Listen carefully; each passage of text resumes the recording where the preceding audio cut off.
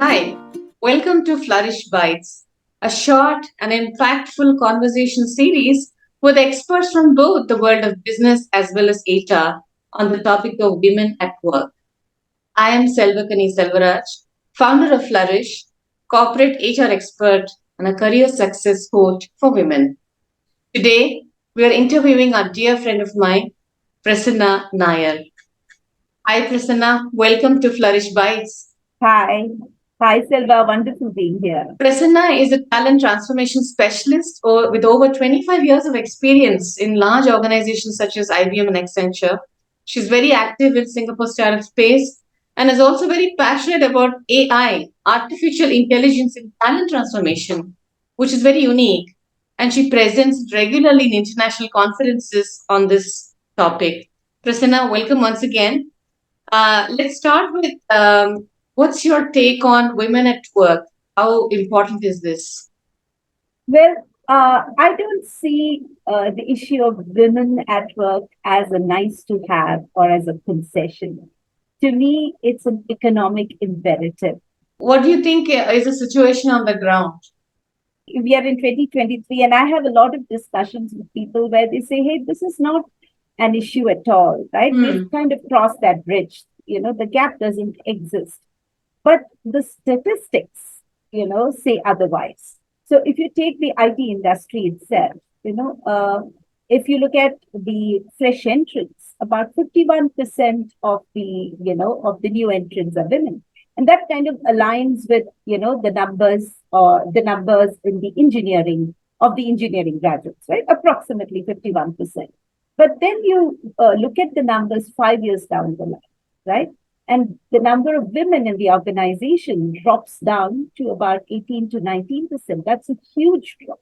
Yeah.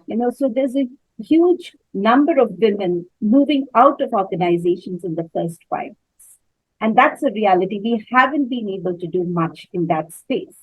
And now, if you go further to the leadership positions, the situation has not changed again.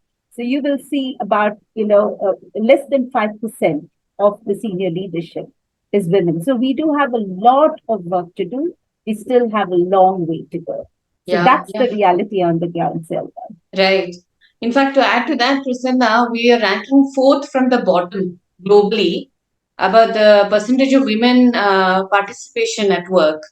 Yeah. And I'm sure India can definitely do a lot more than where we are today. That's true. That's true. Continuing from there, so what then can organizations do to bridge the gap, gender gap? In my view,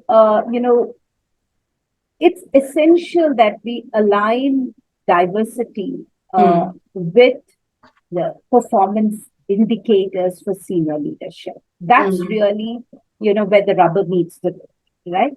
You have to ensure that there are performance metrics that for leadership that's totally aligned with ensuring diversity in the organization, right? And gender parity in the organization.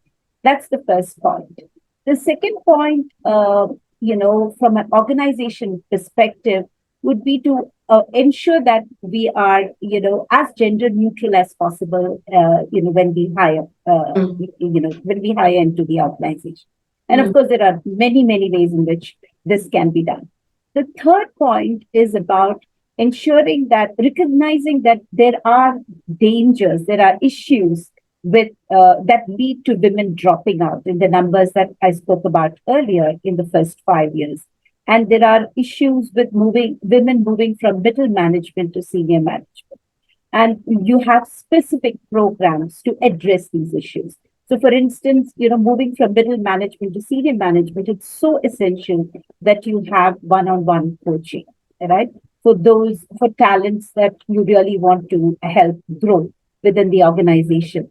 So that is something that organizations have to recognize and have to ensure that they're able to provide. So I'm assuming that Flourish, for instance, works in that space, right, of one-on-one coaching. That's very, very critical for women as as we look at moving them ahead in an organization. Sure. In fact, that is true. Flourish is one of a kind venture that specializes in career coaching for women. who are either currently leaders or who are aspiring to become leaders. Yes, We also enable organizations to create a sustainable and inclusive work culture where existing women can thrive and grow in your organizations. yes, yes. And that's very, very important, the thriving and growing part of it. Yeah. So, Prasanna, there are enough women who drop out from the workforce, Right. like you rightly said. Um, and they drop out at the top of their careers, about 8 to 10 years of working experience. Do you have any advice or tips for them as they plan their return?